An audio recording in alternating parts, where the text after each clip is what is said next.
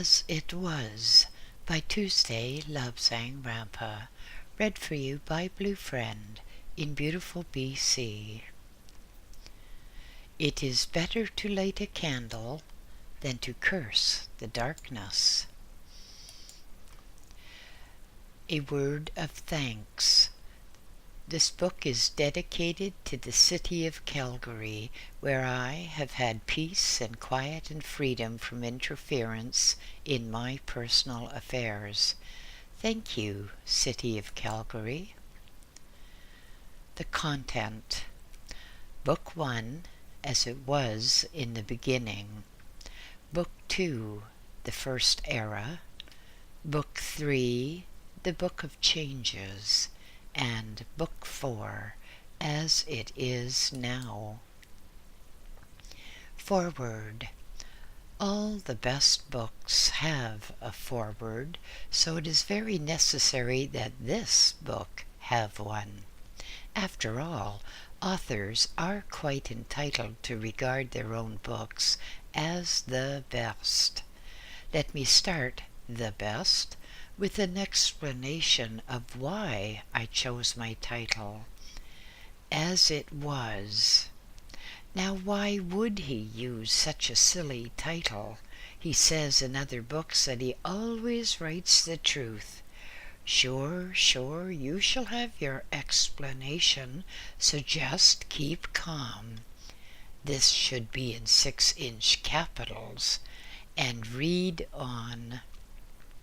All my books are true, and I have maintained that fact in face of relentless persecution and calumny. But throughout the ages, sane, sensible people have been persecuted and even tortured and killed for telling it as it was. A very wise man was almost burnt at the stake for daring to assert that the earth revolved around the sun, instead of, as the priest taught, that the earth was the center of creation and all planets revolved around it. The poor fellow had a terrible time being stretched on the rack and all that, and saved being cooked only by recanting. Then there have been people who inadvertently levitated at the wrong moment, in front of the wrong people, with the wrong results. They have been bumped off in various spectacular ways for letting it be known that they were different from the common horde. Some of the horde are common, too, especially if they are pressmen. Humans of the worst type, you know who they are. They just love to drag everyone down to the same level. They just cannot bear it that anyone is different from they. So, like maniacs, they cry, "Destroy, destroy!" And instead of trying to prove a person right, they must always try to prove him wrong.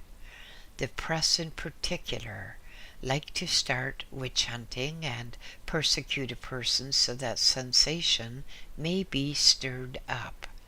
The morons of the press lack the wits to think that there might be something in it after all. Edward Davis, America's toughest cop, wrote in True magazine in January 1975, "The media, in general, is really composed of a bunch of frustrated fiction writers."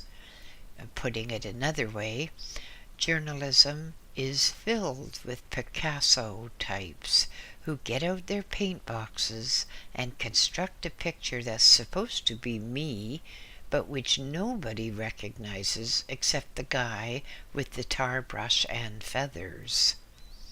Mr. Davis, it is very clear, does not like the press, and neither do I. Both of us have good reason not to. A pressman said to me, Truth? Truth never sold a paper. Sensation does. We don't bother with truth. We sell sensation. Ever since the publication of The Third Eye, a true book, strange creatures have crawled out of the woodwork, and with pens dipped in venom have written books and articles attacking me. Self-styled experts declared this to be false, while others of the genre declared this to be true but that to be false. No two experts could agree. Itinerant investigators toured around interviewing people who had never met me, fabricating wholly imaginary stories. The investigators never met me either. Pressmen, desperate for sensation, concocted interviews which never took place.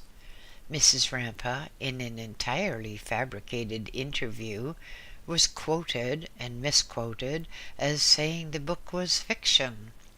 She did not say it. She has never said it. We both say my books are true. But neither press, radio, or publishers have ever permitted me the opportunity of giving my side of the matter. Never.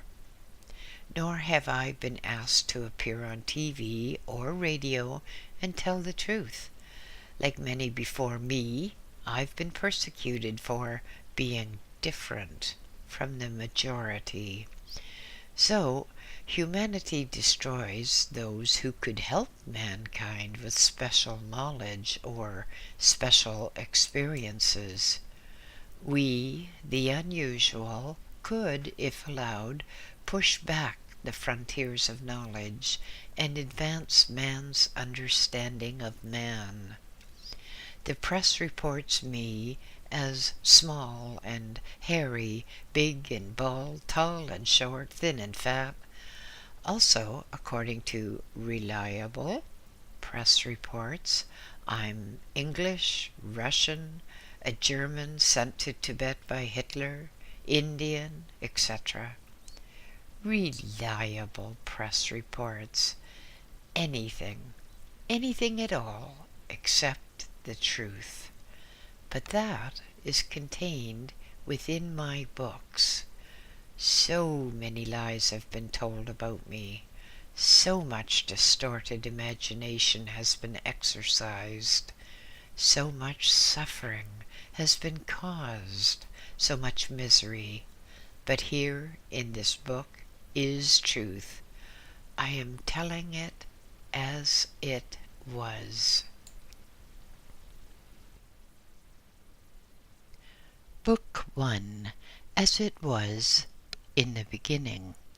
Chapter 1. The old man leaned back warily against a supporting pillar. His back was numb with the pain of sitting long hours in one cramped position. His eyes were blurred with the rheum of age. Slowly he rubbed his eyes with the back of his hands and peered around. Papers, nothing but papers, littered the table before him. Papers covered with strange symbols and masses of crabbed figures. Dimly seen people moved before him, awaiting his orders. Slowly the old man climbed to his feet, fretfully thrusting aside helping hands. Shaking with the weight of years, he moved to a nearby window. Shivering a little by the opening, he tucked his ancient robe tighter around his sparse frame. Bracing his elbows against the stonework, he stared around. Cursed with the ability to see afar when his work demanded that he see near, he now could see to the farthest limits of the plain of Lhasa. The day was warm for Lhasa. The willow trees were at their best, with leaves showing the youngest green. Small catkins or pussy willow lent a pleasant myriad of yellow streaks to the green and brown background. 400 feet below the old man, the colors blended most harmoniously with the gleam of the pellucid water showing through the lower branches. The old chief astrologer mused on the land before him, contemplated the mighty Patala in which he lived and which he so rarely left, and then only for the most pressing matters. No, no, he thought, let me not think of that yet. Let me rest my eyes by enjoying the view. There was much activity in the village of Show, which clustered so snugly at the foot of the Patala. Brigands had been caught while robbing traders in the high mountain passes, and had been brought to the Hall of Justice in the village. Justice had already been dispensed to other offenders. Men convicted of some serious crime or other walked away from the hall, their chains clanking in tune with their steps. Now they would have to wander from place to place, begging for their food, for, chained, they could not easily work.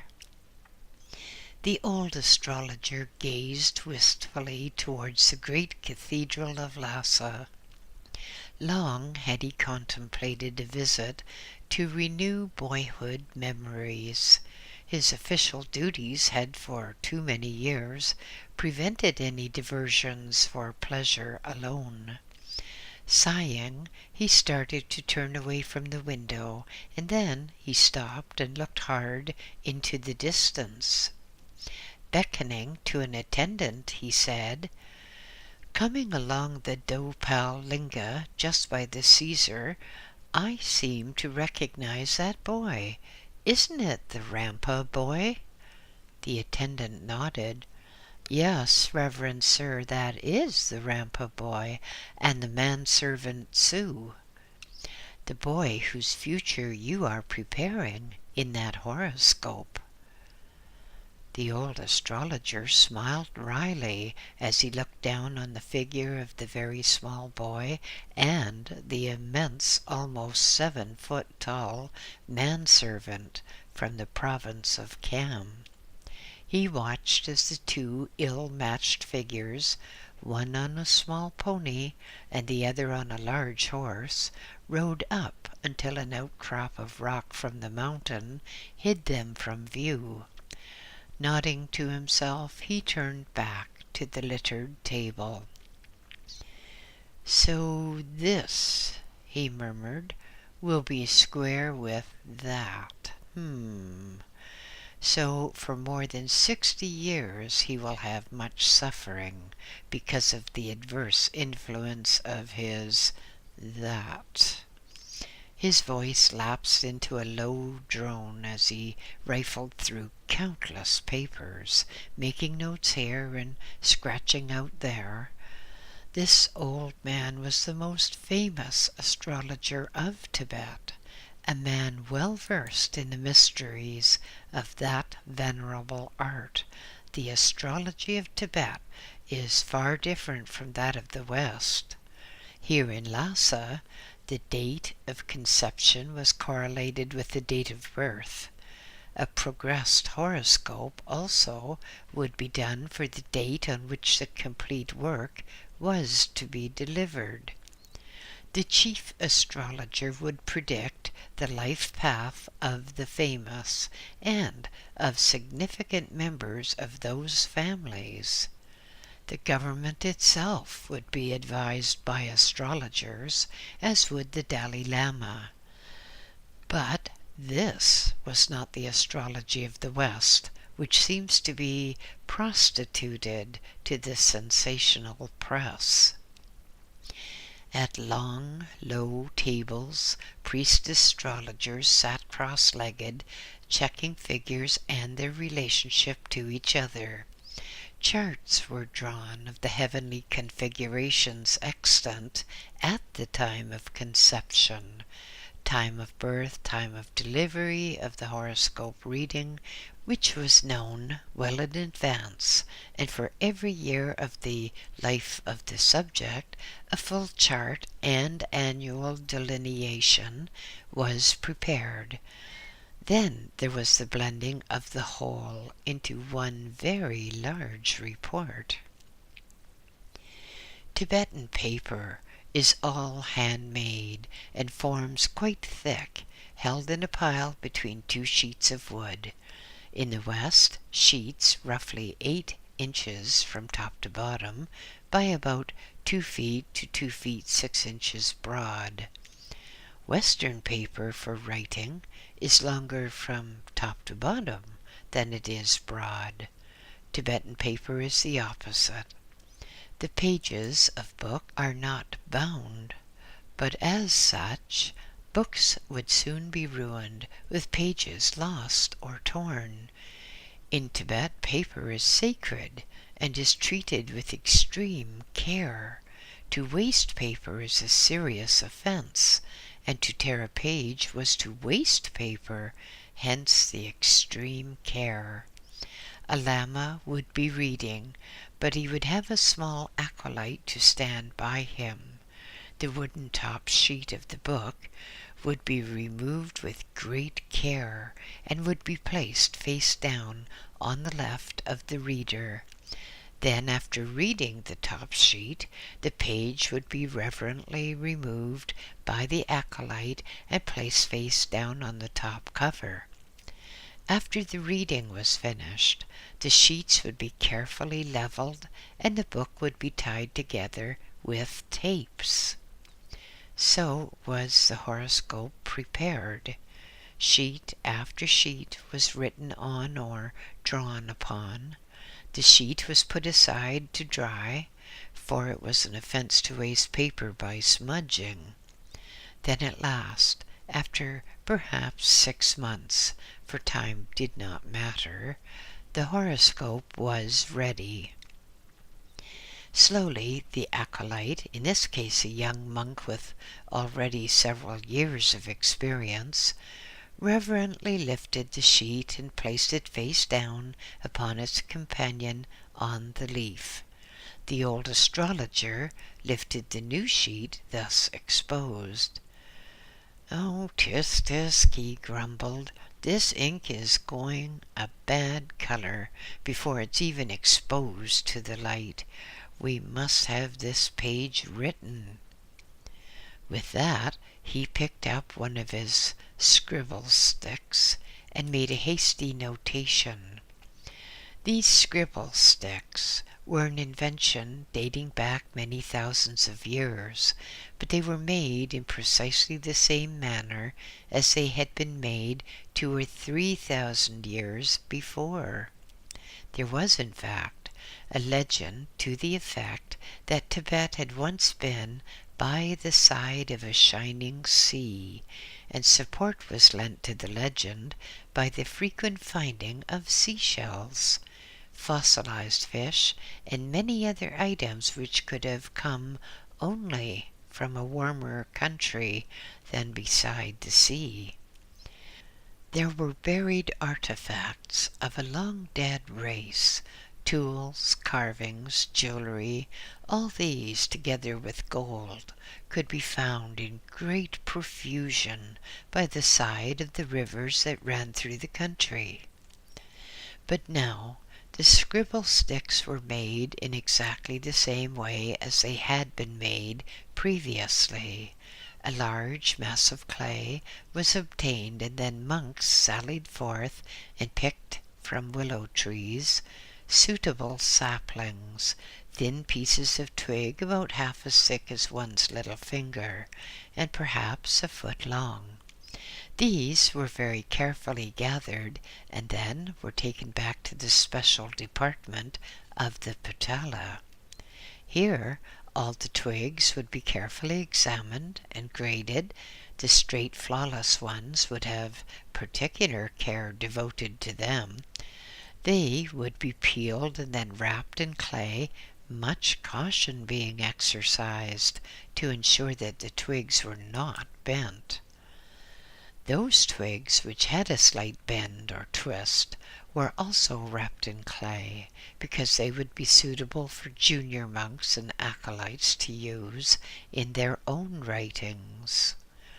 The bundles of clay, each with a seal impression showing which was superclass, for the highest lamas and the inmost one himself, and then first class for high-class lamas, and second class for ordinary use, would have a very small hole made through the clay so that steam generated during a heating process could escape and thus obviate the bursting of the clay wrapping.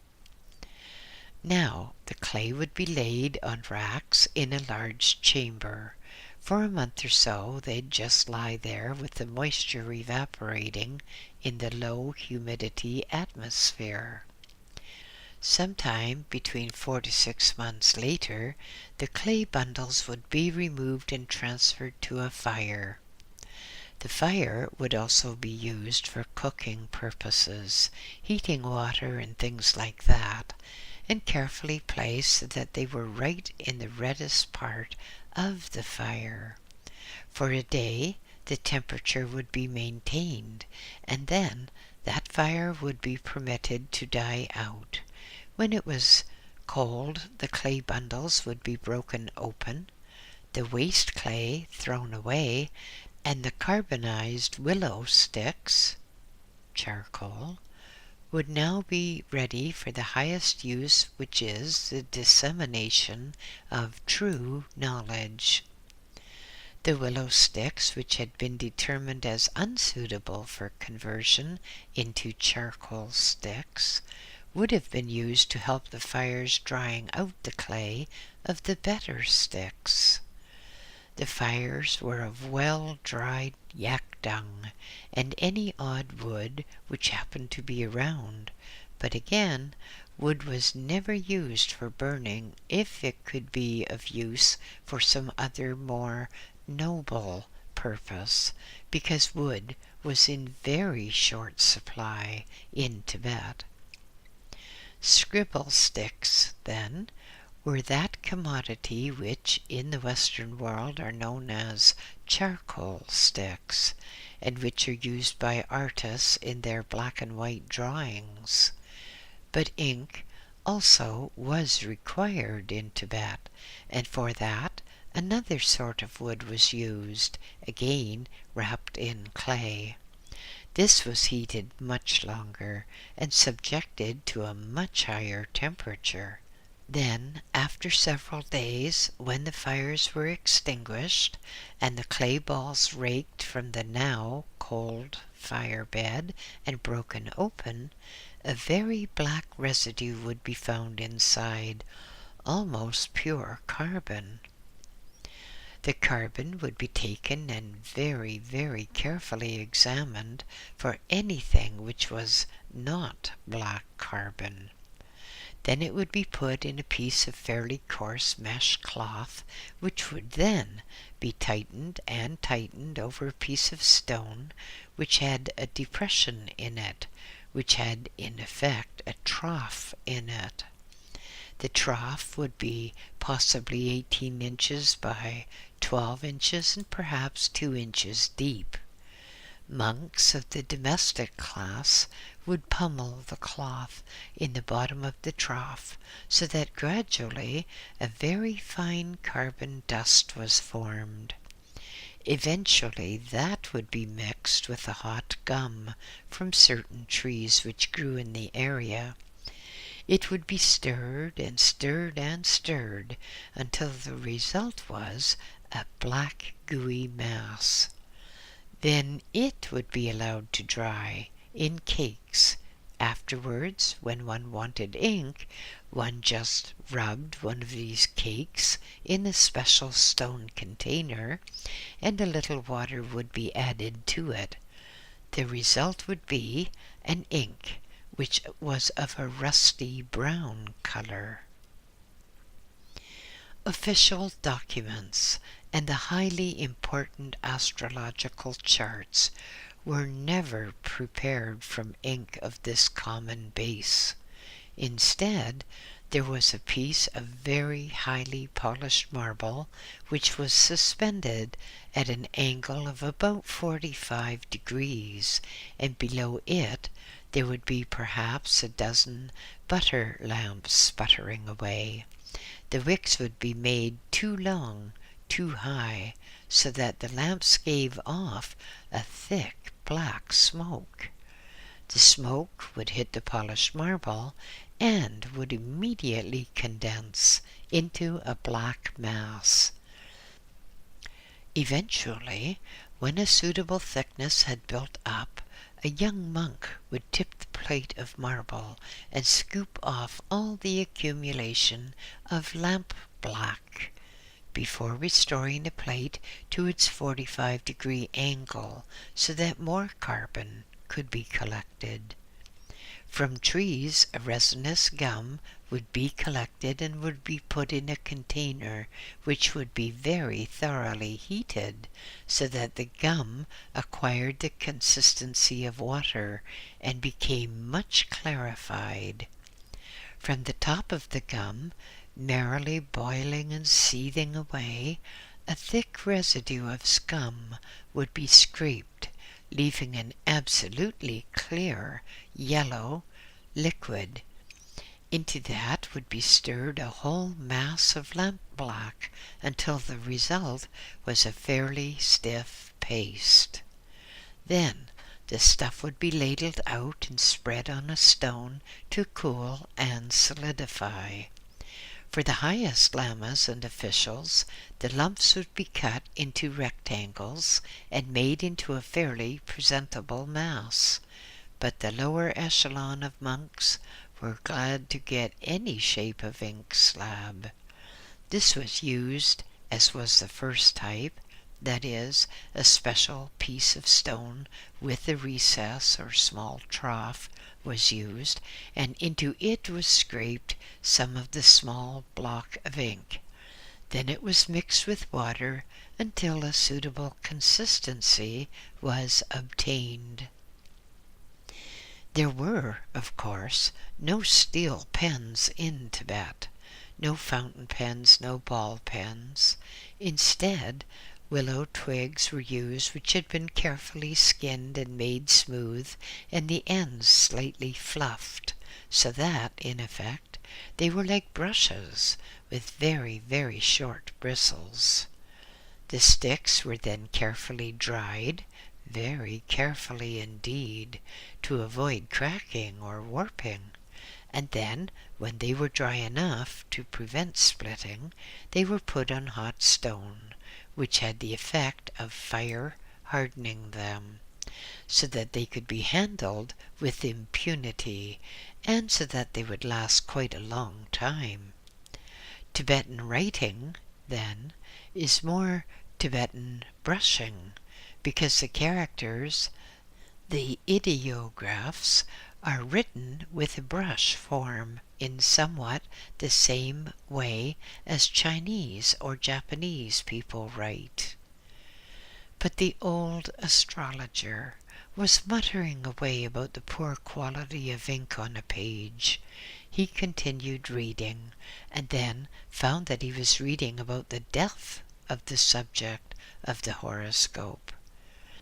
Tibetan astrology covers all aspects, life to death.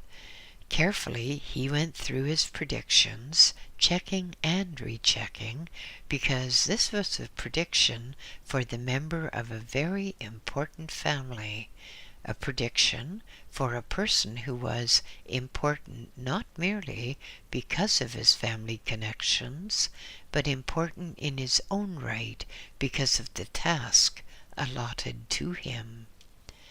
The old man sat back, his bones creaking with weariness.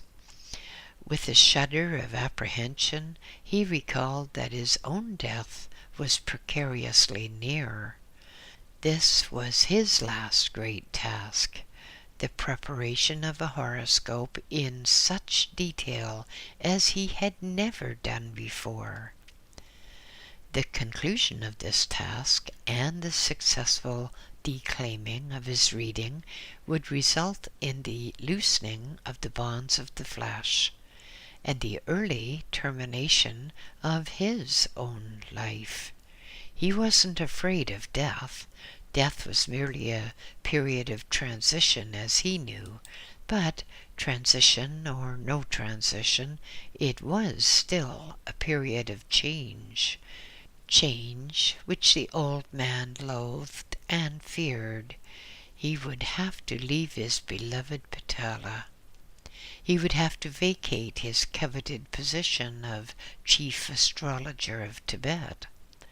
He would have to leave all the things that he knew, all the things which were dear to him. He would have to leave, and like a new boy at a lamasery, he would have to start again. When? He knew that. Where? He knew that too. But it was hard leaving old friends. It was hard making a changed life. Because there is no death. That which we call death is merely transition from life to life. He thought of the processes. He saw himself as he had seen others so often dead, the immobile body no longer able to move, no longer a sentient creature, but just a mass of dead flesh supported by a mass of dead bones. In his imagination, he saw himself thus, being stripped of his robes and bundled up with his head touching his knees and his legs bent behind. In his mind's eye, he saw himself being bundled on the back of a pony, wrapped in cloth, and taken away beyond the outskirts of the city of Lhasa, where he would be given into the care of the disposers of the dead. They would take his body and they would place it on a big flat rock, specially prepared for that purpose. He would be split open and all his organs would be taken out. The chief of the disposers would call aloud into the air, and down would come swooping a whole flock of vultures, well accustomed to such things. The chief disposer would take the heart and throw it towards the chief vulture, who would gulp it down without much ado, and then the kidneys, the lungs, and other organs would be cut up and thrown to the other vultures. With blood-stained hands, the disposers would rip off the flesh from the white bones, would cut the flesh into strips and throw them, too, to the vultures, who were clustered around like a solemn congregation of old men at a party. With all the flesh stripped off and all the organs disposed of, the bones would be broken into small lengths and then would be pushed into holes in the rock. Then rods of rock would pound the bones until they became just a powder. The powder would be mixed with the blood from the body and with other body secretions and left on the rocks for the birds to eat. Soon, in a matter of a few hours, there would be no trace of that which had once been a man. No trace of the vultures either. They would have gone away somewhere else until called for their grisly service on the next occasion. The old man thought of all this, thought of the things he'd seen in India, where poor people were disposed of by throwing the weighted bodies into the river, or by burying them in the earth. But the richer people who could afford wood would have their bodies burned until only the flaky ash remained, and then This would be thrown into some sacred river, so that the ash, and perhaps the spirit of the person, would be called back to the bosom of Mother Earth. He shook himself roughly and muttered, "This is no time to think of my transition. Let me finish my task while I prepare the notes on the transition of this small boy." But it was not to be. There came an interruption. The old astrologer was murmuring instructions for the whole page to be rewritten in better ink when there came the sound of hasty footfalls and the slamming of a door. The old man looked up fretfully. He wasn't used to having interruptions of this kind. He wasn't used to having noise in the astrological department. This was an area of calm, of quietude, of contemplation, where the loudest sound was the scraping of a fire-hardened twig across the rough surface of hand-made paper. There came the sound of raised voices. "I must see him! I must see him this instant! The inmost one demands!" Then there came the slap, slap of feet upon the ground, and the rustle of stiff cloth. A lama of the Dalai Lama's household appeared, clutching in his right hand a stick, in a cleft of which at the distal end a piece of paper was seen to bear the writings of the inmost one himself. The Lama came forward, made a customary half-bow to the old astrologer, and inclined the stick in his direction so that he could remove the written missive. He did so, and frowned in dismay. But, he muttered, "how can I go now? I'm in the midst of these calculations. I am in the midst of these computations. If I have to stop at this instant..." But then he realized that there was nothing for it but to go on the instant.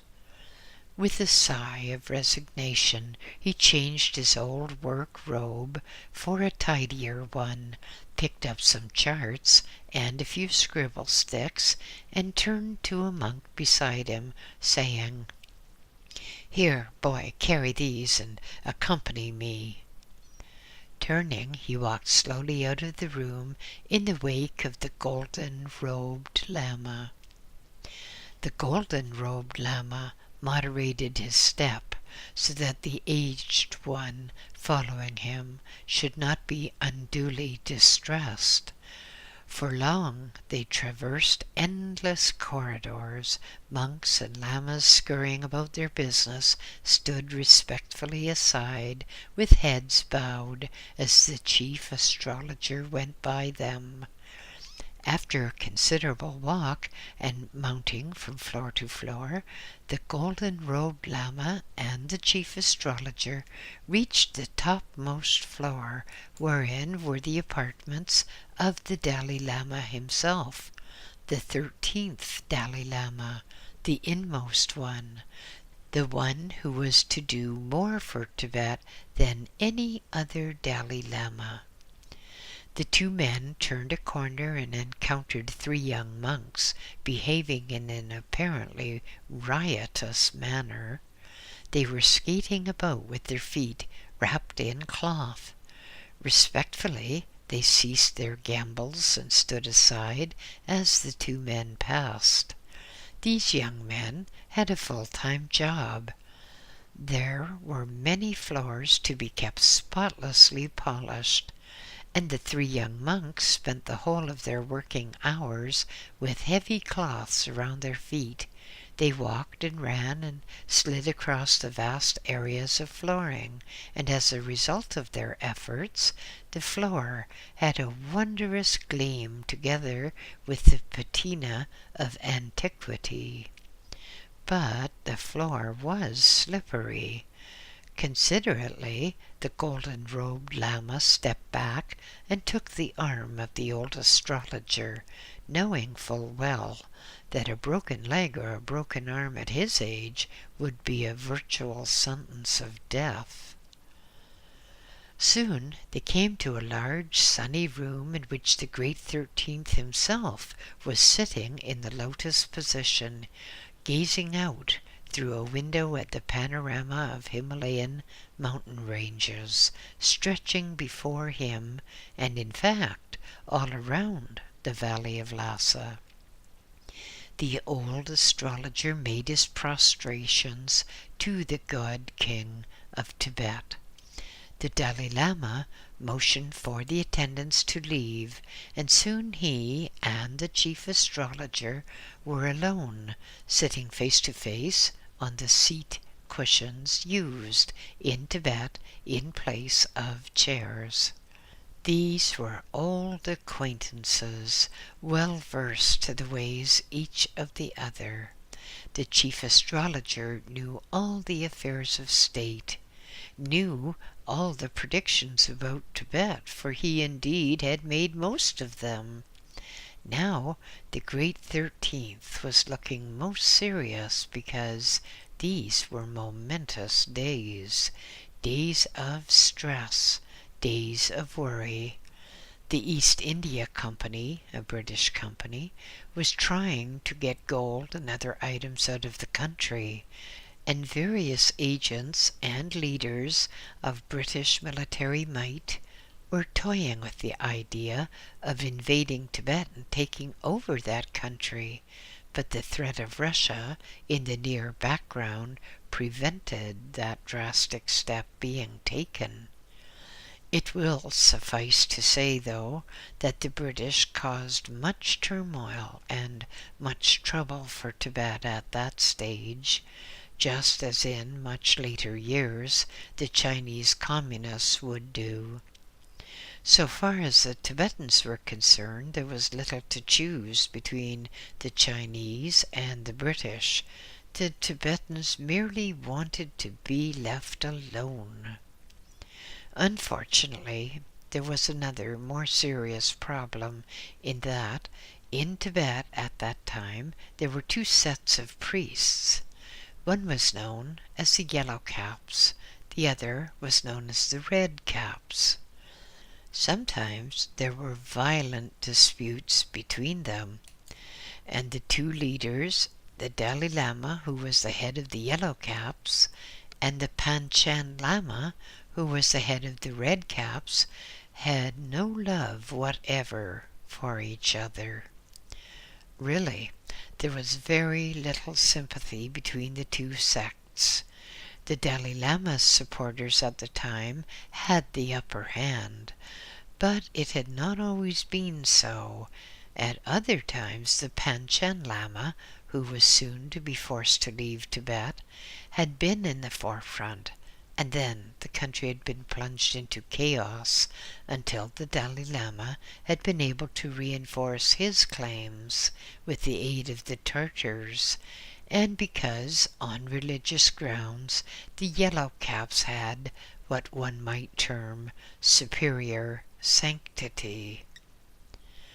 The inmost one, the Dalai Lama, who was given that title and was well known as the Great 13th, made many questions concerning the probable future of Tibet. The old astrologer fumbled around in the portfolio he had with him and produced papers and charts, and together the two men pored over them.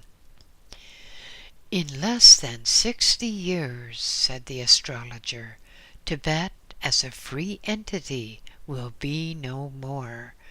The hereditary enemy, the Chinese, with a new form of political government, will invade the country and will virtually do away with the order of priests in Tibet."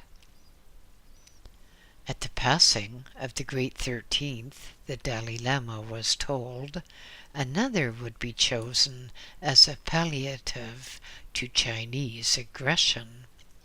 A child would be picked as being the reincarnation of the great 13th, and irrespective of the accuracy of the choice, it would first and foremost be a political choice, because what would be known as the 14th Dalai Lama would come from Chinese-held territory. The inmost one was most gloomy about the whole affair, and tried to work out plans of how to save his beloved country. But, as the chief astrologer so accurately pointed out, much could be done to circumvent the bad horoscope of an individual, but there was no known way of substantially altering the horoscope and destiny of a whole country. A country was composed of too many different units, too many individuals who could not be molded, nor commanded, nor persuaded to think along the same lines at the same time for the same purpose. So the fate of Tibet was known. The fate of the wise sayings, the holy books, and the holy knowledge was not yet known, but it was thought that by suitable means a young man could be trained, given special knowledge, given special abilities, and then sent forth into the world beyond the confines of Tibet, so that he could write of his knowledge and of the knowledge of Tibet. The two men continued talking, and then, at last, the Dalai Lama said, "And this boy, the Rampa boy, have you yet prepared the horoscope for him? I shall want you to read it at a special party at the Rampa household in 2 weeks from this day." The chief astrologer shuddered. 2 weeks? He would not have been ready in 2 months or 2 years if he had not been given a firm date.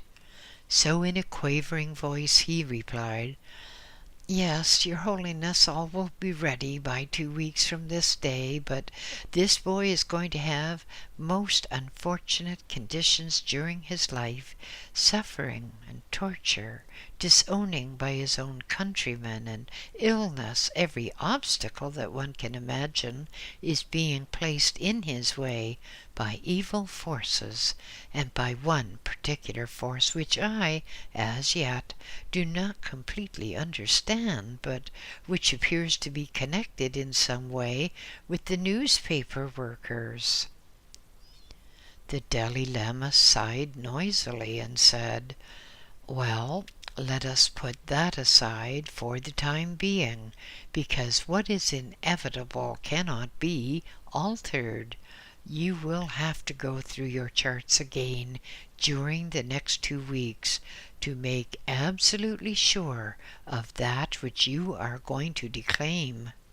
For the moment, let us have a game of chess. I am tired of the affairs of state."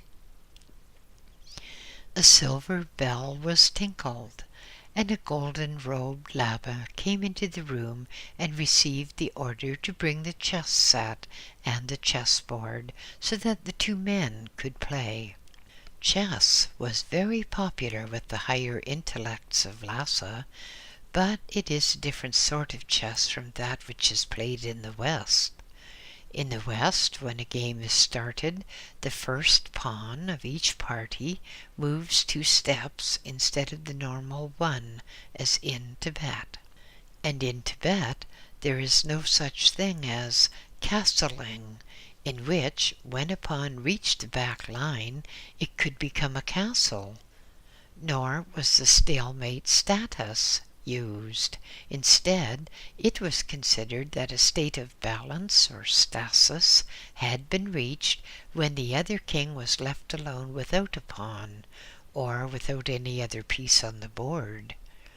The two men sat and played with endless patience, each in the warm glow of love and respect which had grown between these two, and above them, on the flat roof just above the Dalai Lama's quarters, the prayer flags flapped in the high mountain breeze. Further down the corridor, the prayer wheels clattered, churning out their endless imaginary prayers. On the flat roofs gleamed blindingly golden, shot from the tombs of the previous incarnations of the Dalai Lama. For, in Tibetan belief, each Dalai Lama, as he died, merely went into transition and then returned to earth in the body of some small boy. In Tibet, transmigration was such an accepted fact of religion that it was not even worthy of comment. So, up on the flat roof 12 bodies lay in 12 golden tombs, each tomb having an intricately designed roof with many spirals, whorls, and convolutions designed to delude and throw off evil spirits. From the golden tombs one could see across to the gleaming building of the College of Medical Science, Shakpuri, on Iron Mountain, the home of medicine for Tibet. Beyond there was the city of Lhasa, now, on this day, shining bright under the high noon sun. The sky was a deep purple, and the mountains ringing the valley of Lhasa had spumes of pure white snow blowing from their peaks. As the hours rolled on, marked by the growing shadows from the western mountain range, the two men in the state apartments below sighed and reluctantly pushed aside their chess pieces, for now was the time of worship, the time when the Dalai Lama had to attend to his devotions, the time when the chief astrologer had to return to his computations if he were to meet the deadline imposed by the Dalai Lama of 2 weeks. Again the silver bell was tinkled. Again a golden-robed Lama appeared, and with a few muttered words was directed to assist the chief astrologer to return to his own quarters, 3 floors below.